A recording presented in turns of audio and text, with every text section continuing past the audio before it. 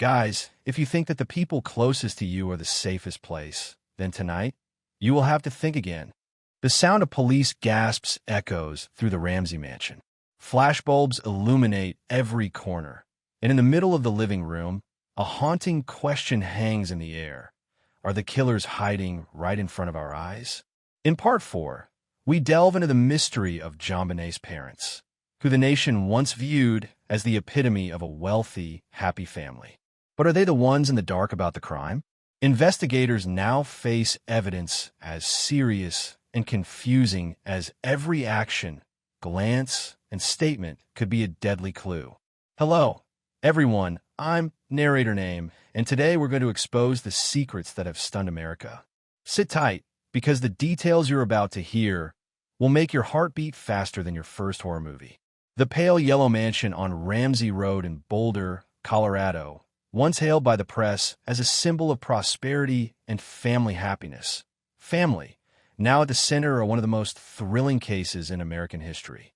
JonBenét Ramsey, a 6-year-old girl, was found dead in the basement of her own home. And from that day on, the bright and happy Ramsey family seemed to be replaced by a gloomy darkness, where all eyes were watching her parents' every move and every word. The police immediately emphasized that the case was not a random break-in, and all suspicion began to point to those closest to them, people whom everyone normally trusted. Among them, John and Patsy Ramsey, JonBenét's parents. As soon as they entered the house, investigators noticed odd details that had never been mentioned in the press before. The rooms were decorated perfectly. Everything was in its perfect place, but this perfection was what made them suspicious. In the living room, the paintings hung straight, the soft light reflected on the wooden floor, but on the table were small, seemingly harmless handwritten notes that carried cryptic messages, such as numbers or symbols scribbled on them, as if they were deliberately leaving clues. The police began analyzing them immediately. Every little detail became the subject of examination. Footprints, stains on the carpet, subtle scratches on the door. Investigators knew that the killer was most likely someone who knew the Ramseys, because these details showed familiarity and knowledge of the family's habits. It seemed that someone knew exactly where to move, where to leave traces, and where to confuse the police. Even leaving the envelope containing the ransom note was no coincidence, because the language and writing style could create the impression that the killer was a stranger. But in fact, this could be an elaborate trick to mislead. The ransom note, with its neat handwriting, seemed to be intended only to make people believe that the case was the result of the kidnapping for ransom failed. But when the text analysts got to work, they found many edits, ink changes, and words added or subtracted, indicating that someone had planned it in advance and knew how to manipulate the investigation. Seemingly small details, like the spacing between words, the strength or weakness of the pen, were carefully measured to prove that this was a deliberate act. Meanwhile, the testimony of JonBenét's parents was also incoherent. They tried to recreate the schedule, from going to bed to the next morning, but investigators found many gaps, many unclear moments. There were even details they could not explain, such as why John Ramsey went down to the basement at a certain time, or why Patsy appeared in the kitchen when she heard strange noises. Every small inconsistency became an important clue to raise suspicion. Not only that, investigators also tested the DNA on the body JonBenét, on her clothes, and in the house. Some of the DNA did not match anyone in the family or the maid, but it turned up in places that were hard to explain, like envelopes, on mattresses, and on doorknobs. This raised a big question.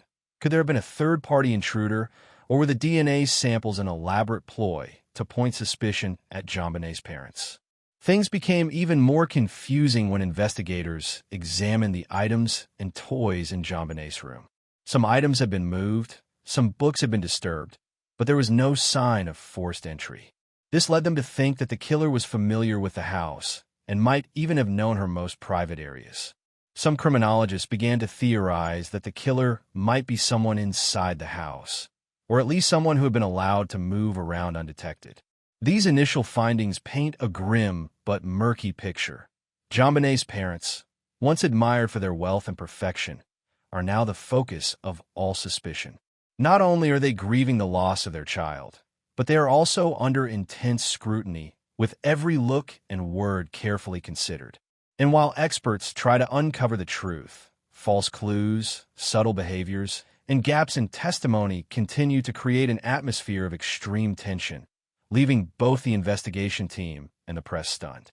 As investigators dig deeper, they realize that the blackmail envelope, signs of moving furniture, strange DNA, and conflicting testimony are not random details, but a series of intentional actions, possibly intended to mislead the investigation and shift suspicion to the parents. They began to speculate that the killer was likely someone who knew how to manipulate the police and the public, and that every detail of the house, from the lighting to the placement of objects to the words and gestures, could be part of an elaborate plan. That night, when everyone left, the mansion was eerily quiet.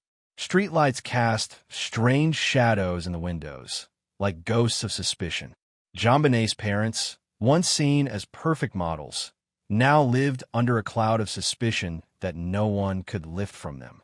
And investigators, who had been confident that they could find the killer simply by analyzing the scene, now had to face the reality that every clue could be manipulated and that the truth might be more complicated than any theory they had ever come up with. Chapter 1 ends with a chilling truth.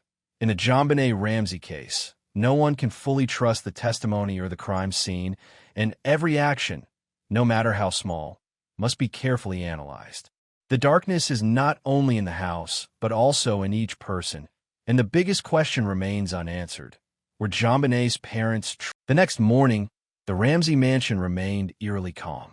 It seemed as if everything outside the windows, from the leaves rustling in the wind to the morning sunlight filtering through the curtains, was oblivious to the tragedy that had just occurred inside. But to investigators and criminologists, the house was a construction site of unanswered questions, and every detail, no matter how small, had the potential to solve the case. They began their work with an almost superstitious attitude. Anything, from a small piece of paper, a stain on the carpet, to the location of a glass of milk left on the kitchen table, could become living evidence. One of the first steps was to examine the ransom note. At first glance, it looked like a hastily written note from a stranger looking for a quick buck, but experts immediately recognized the unusual details. The ink was used unevenly, the writing was sometimes faint, sometimes bold, and the spacing between words was inconsistent. They compared each handwriting with the notes written by Patsy and John Ramsey and quickly discovered some similarities, of very suspicious detail. Some experts even sneered. Someone was too eager to create the perfect crime scene, as if the killer wanted to both confuse and test the police's observation skills. Meanwhile, investigators paid attention to the family's schedule on the night of the murder. John Ramsey claimed that he went to bed at 10 p.m. Patsy checked on her daughter several times before going to bed, and everything was normal until the next morning. But when they analyzed it closely, they found that the timelines were contradictory. Some witnesses claimed to have seen John go down to the basement around 11:15 p.m., but he claimed that he did not leave his bedroom after 10:30 p.m. These seemingly meaningless contradictions were, to investigators, important pieces in building a picture of the killer in the house. Even stranger were the physical traces in the house. The basement carpet had strange skid marks, but they did not lead to the door. It seemed as if someone had deliberately moved the victim from room to room to create the illusion of being abducted. Every step, every gesture at the scene was recorded by cameras, measured with rulers, and meticulously analyzed. Seemingly ordinary details, such as small scratches on the windowsill or scattered pieces of broken glass, were included in the investigation file, becoming important pieces in the larger puzzle. Who did this, and for what purpose? During the physical investigation, DNA testing became the focus. Technicians worked tirelessly, analyzing every blood, hair, skin, and body fluid sample. They found DNA fragments that did not match anyone in the house, any of the servants or guests. But strangely, some DNA was found in places that were hard to explain, like on envelopes, on the doorknob of the basement, and even on JonBenét's clothes. This left investigators with a big question. Was this a sign of a real third party, or just an elaborate ploy to raise suspicions about the parents? Criminologists began to split into two camps. One group believed that JonBenét's parents could be the killer based on their familiarity with the house and the vague timetable. The other group suspected that an outsider, but with knowledge of the family's habits and psychology, could have created the perfect crime scene to fool the police. The debate was heated, sometimes tense, and sometimes interspersed with humorous comments like, maybe the killer likes to decorate the house in Martha Stewart style before the attack, making the atmosphere less tense but still haunting. During the investigation, seemingly small details, such as the basement door not being locked, became important clues. Experts found that someone in the house could easily have walked around without leaving a trace. Every step on the wooden floor, every stain on the carpet was analyzed to determine the direction and behavior of the killer. All showed that this was a case with extremely sophisticated planning, not just a careless or random accident. Investigators also discovered a photo of JonBenét in her room, placed next to the study table, with an innocent expression but her eyes looking straight into the camera, seemingly seeing through the secrets of the house. Police realized that the eyes and the location of these objects could show that the killer knew very well about the habits of the victim and her parents. There was even a theory that the killer wanted to send a subtle message. I am near you, and I control everything. When police examined the ransom note, they found that the numbers were not random. Some of the numbers matched JonBenét's birth date, while others may have been related to insurance claims or the value of an estate. This was a key indicator. The killer knew the family intimately, and may even have been a family member or someone extremely close to them. Experts say the envelope, the letter, was an elaborate trick that both misled and sent a mysterious signal. Meanwhile, witnesses around the house also provided conflicting information. Some neighbors saw John Ramsey outside on the night of the murder, but others said he did not leave his room. All statements were recorded, analyzed, and compared with security video and schedules provided by the family. This contradiction led the police to hypothesize that the killer could be an acquaintance, a family member, or someone who knew how to create a fake schedule to deceive. In addition, the examination of the basement crime scene brought back many horrifying pieces of information. Bloodstains, skid marks, torn clothing, and scattered but purposeful items. The police realized that the killer intentionally created a scene that was both chaotic and orderly, making it difficult for anyone entering to distinguish what was real and what was a trick. And while all the physical evidence and witnesses were analyzed, investigators also faced media pressure. Newspapers, television, and public opinion constantly reported on the possibility that JonBenét's parents were the killers, even though there was no conclusive evidence. The public attention made every statement, every action, every look of John and Patsy a focus, making the investigation even more stressful. Furthermore, psychological analysis showed that JonBenét's parents were unusually calm, answering questions briefly, sometimes avoiding sensitive details. Some experts said this was a sign of excessive stress, but there were other theories. It could be a strategy to control the investigation, avoid revealing loopholes, or create the impression of innocence. With each passing day, the JonBenét Ramsey case became more complicated. Strange DNA, a bizarre blackmail envelope, conflicting accounts, a chaotic yet orderly crime scene, media pressure, and the specter of suspicion hanging over the girl's parents all create a maze that any investigator must tread carefully. The question remains, who is the killer? Why did an innocent girl suffer such a horrific end? And does the truth really lie in the house that everyone once thought was perfect? Chapter 2 ends on a haunting note. Every clue is vague. Every number can be manipulated, and JonBenét's parents, once the epitome of perfection, now have to live in the shadow of suspicion, while investigators and the public continue to search for the truth. No one knows whether the next clues will reveal the real killer, or just lead them deeper into the mysterious. From the very first minutes of the investigation, the eyes of experts and investigators were focused on JonBenét's parents, John and Patsy Ramsey. The story of a perfect family was now tangled and suspicious. The mansion, once a place of luxury and peace, had now turned into a maze of unanswered questions. Every step, every action of John and Patsy was monitored, recorded, and analyzed in every detail. Criminologists began to pose hypotheses, from the normal to the extreme, but all focused on one question. Could JonBenét's parents have been directly involved in her death, or were they simply victims of an overly sophisticated outsider? The crime scene investigation continued to be the center of attention. The basement room where JonBenét was found became a series of terrifying details.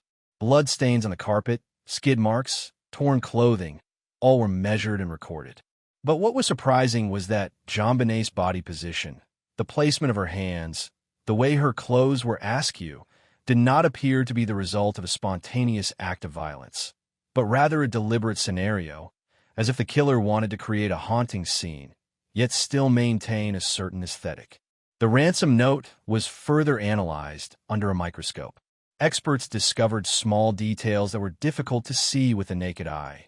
Uneven ink, handwriting that resembled Patsy Ramsey's, some characters that matched John Ramsey's, and unusual spacing between words, as if the killer was deliberately hiding clues in each stroke. Some experts suspected that this was an elaborate psychological game, where the killer both wanted the police's attention and distracted them from the truth. The contradictions in the parents' statements added to the suspicion. John claimed he went to bed early and did not leave his room, but several witnesses saw him go down to the basement around 11:15 p.m. Patsy said she checked on her daughter several times before going to bed, but there were signs that the phone records and security cameras did not match. Investigators found that each statement could be distorted and manipulated, raising suspicions that JonBenét's parents might be hiding something, even if they did not directly commit the crime. DNA became a sharp weapon in the investigation. Blood and hair samples were analyzed carefully with shocking results. Some samples did not belong to JonBenét, nor did they match her parents. But some samples appeared in unusual places, on clothing, on doorknobs, on the ransom note. This led investigators to speculate. Was the killer an outsider, or was he a family acquaintance with a sophisticated agenda, well-versed in JonBenét's and her family's habits, to create the perfect deception? The kitchen and living room were not spared from attention. Police discovered unusually moved objects, unfinished milk cups, and small stains on the floor, all of which were measured and analyzed for the killer's movements and behavior. Some seemingly meaningless details, such as a slightly lopsided chair or a note on the table, became important clues. Investigators gradually realized that the killer was very knowledgeable about creating a fake crime scene and may have observed the family for days before the attack. While the physical clues were analyzed, the psychology of JonBenét's parents became the center of research. John and Patsy appeared strangely calm, answering questions briefly, sometimes avoiding sensitive details. Some psychologists say this is a sign of excessive stress, but others say it is a strategy to control the investigation, to avoid revealing loopholes.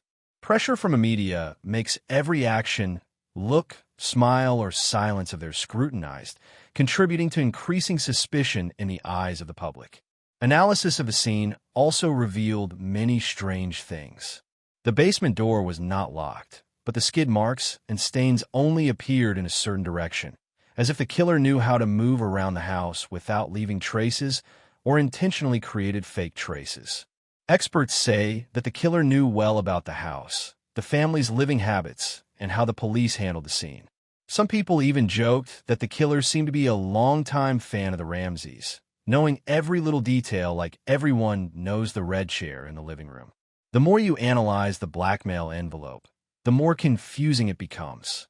The numbers not only matched JonBenét's birth date, but also could have been related to the value of her estate, insurance, and other assets. This was an indication that the killer knew the family well, was either an acquaintance, or had been following them for a long time to plan the perfect attack. These details led investigators to consider two hypotheses.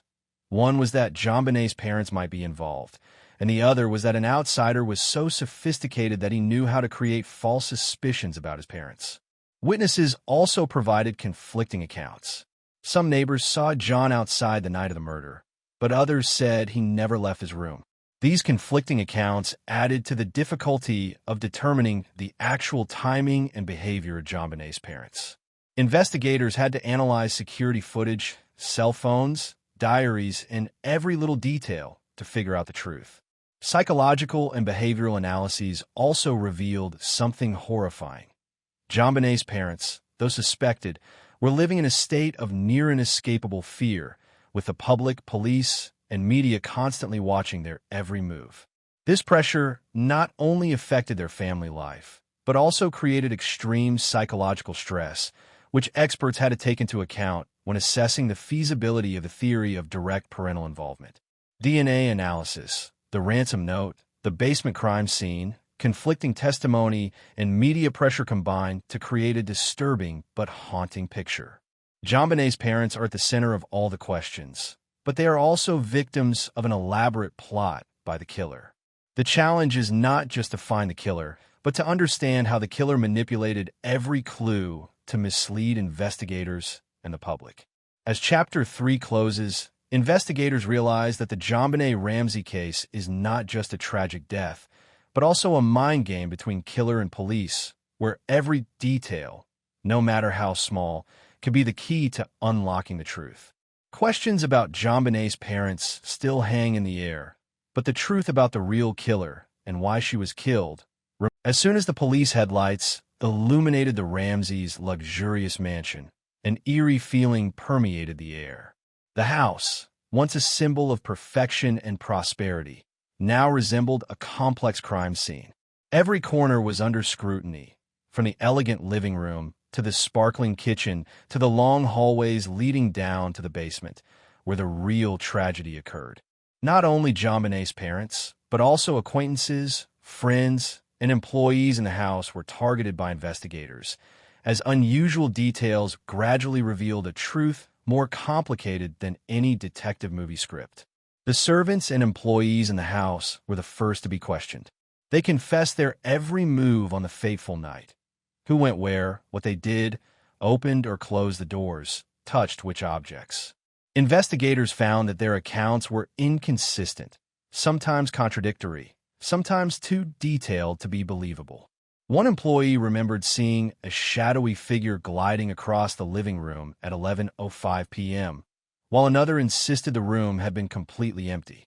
These seemingly minor details were immediately analyzed under a microscope. Lighting, shadows, clocks, security camera orientations, all in an attempt to find traces of the person who had been in the Ramsey home that night. The family's friends and acquaintances were also scrutinized.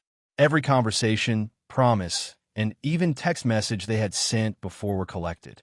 Some said JonBenét had played pranks on them or mentioned a strange person around the house, but the details were never consistent. One recalled her mentioning a shadow in the basement, but no one confirmed this. Investigators theorized, was this the imagination of a sensitive child, or was it a sign that the killer had prepositioned the scene and left subtle clues? The basement scene continued to be the focus of all analysis. The room, which had been used to store toys, books, and household items, now looked like a haunted maze. Experts noticed bloodstains and unevenly spaced clothing, as if the killer had moved JonBenét, but was trying to create false confusion. Seemingly small stains on the carpet were analyzed millimeter by millimeter. A blood stain near the wall, a skid mark on the cement floor. All were measured, photographed, and reconstructed. The initial analysis led investigators to suspect that the killer had not only skills, but also knowledge of criminology and how the police handled the scene, as if playing a cat-and-mouse game with the investigative agency. Meanwhile, other physical clues began to emerge from seemingly innocuous details. A chair tilted to one side, a book open to the middle, a broken pencil on the floor, all of which were examined with a forensic light.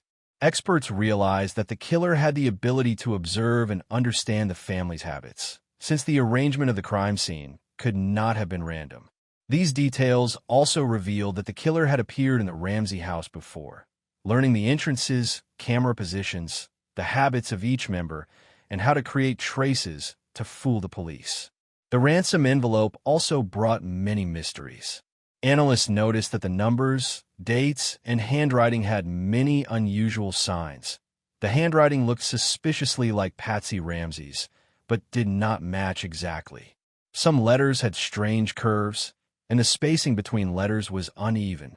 This raised the possibility that the killer had deliberately created a play of writing, both to fool the police and to sow suspicion about JonBenét's parents. Experts sat for hours comparing each letter, each curve, each space, as if reading an elaborate code that only the creator could understand. While every detail was analyzed, one factor that could not be ignored was the security cameras and electronic devices in the house.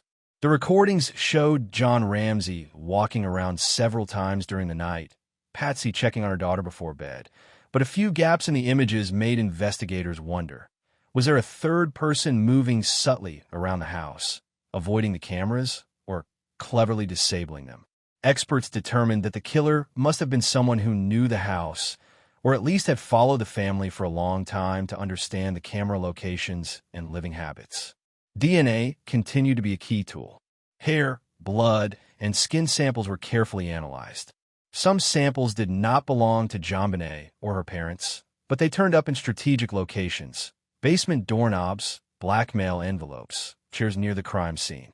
This further fueled the theory of a sophisticated intruder who knew the family's habits, planted false clues, and even deliberately hid the DNA. During the investigation, experts also discovered many small but haunting details that make anyone who reads them shudder.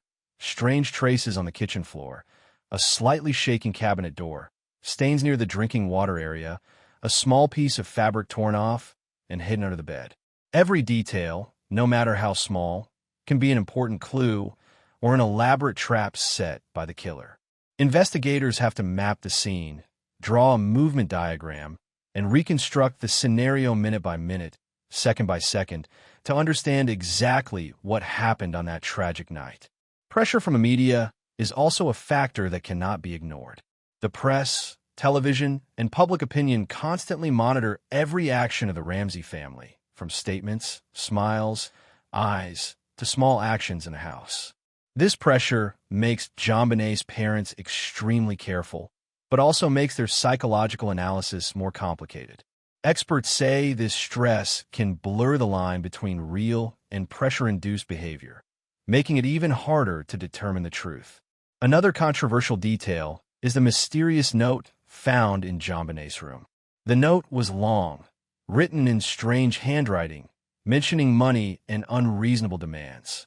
Analysts believe that the note was not just a threat, but also a psychological tool used by the killer to cause confusion, mislead the public, and especially raise suspicions about JonBenét's parents. Every period, comma, and space is studied by experts because they can reveal the killer's personality, psychology, and even gender. During the investigation of Chapter 4, a problem emerged: the difficulty of distinguishing between real clues and fake signs. The killer seemed to know how to throw the police off guard, from creating fake bloodstains, moving objects, to forging handwriting. This has led investigators to wonder, could JonBenét survive a brutal psychological game, or was everything so elaborately planned that there was no chance of a fight back? Combined with the elements of witnesses, DNA, the crime scene, bloodstains, the blackmail envelope, and the notes, the picture gradually emerges. The case was not a simple violent crime, but a complex combination of infiltration, staging, and psychological manipulation. Experts warn that if these sophisticated clues are not deciphered, the truth about the night of terror will remain obscured, and innocent people may be wrongly accused.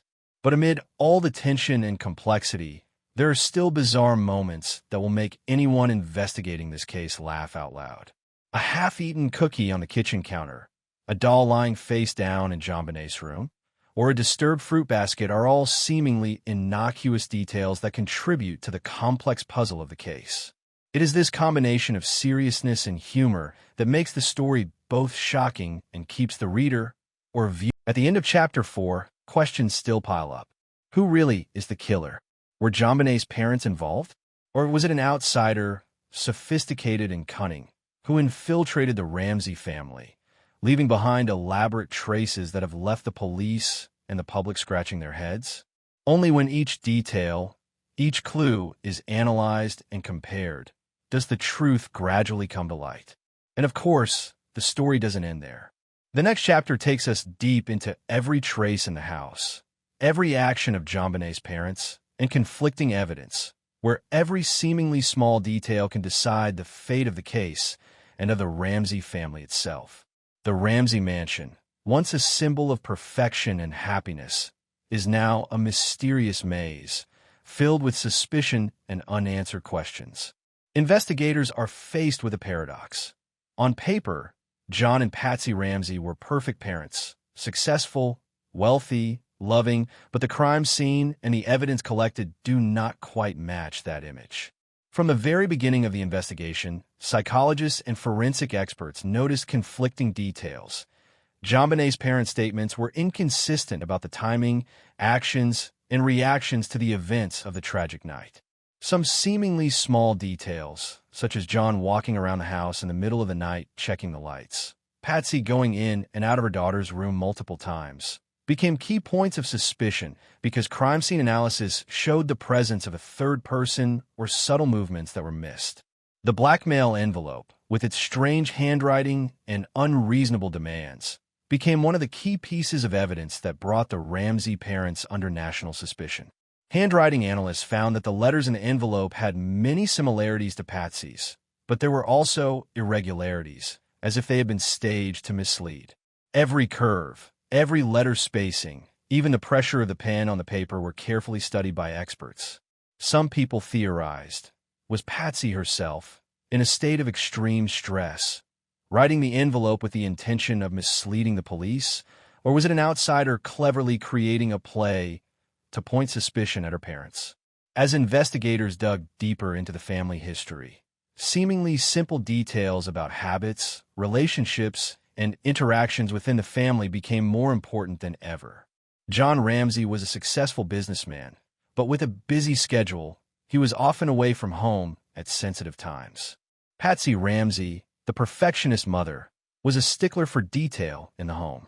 This combination created an environment that was both perfect and vulnerable to investigative theories. Several witnesses said that Patsy had been concerned about home security and had mentioned the possibility of an intruder, but no one had explicitly confirmed this information. The basement scene where JonBenét's body was found continued to be the focus of analysis. Bloodstains, pieces of cloth, toys, and small traces on the cement floor suggested an elaborate game between the killer and the police, but also suggested the possible involvement of someone familiar with the home. Image analysts, from security camera angles to object skid marks, realized that the killer must have been familiar with the habits, layout, and psychological reactions of the parents, because the arrangement of the scene could not have been random. During the investigation, seemingly innocuous details became haunting. A tilted chair, an open book, a broken pencil, or a torn piece of paper. Each detail was reconstructed, compared, and tested against each scenario. Investigators also experimented with simulating the parents' behavior, comparing how they moved, handled their children, and reacted to the scene to see if any of their actions had inadvertently created false clues. Not only physical evidence was focused on, but psychological factors were also examined. Every smile, look, and gesture of John and Patsy during interviews were analyzed. Psychologists noted tension, anxiety, and occasional defensiveness. But were these normal reactions to tragedy or signs of a cover-up? These analyses led to conflicting theories. Some experts believed that JonBenét's parents were innocent and were being framed, while others raised the possibility that they were part of an unforeseen situation, even though they had no intention of causing harm. The blackmail envelope, the blood, the notes, the basement scene, the security cameras, all these elements combined to create a complex picture that no simple theory could fully explain.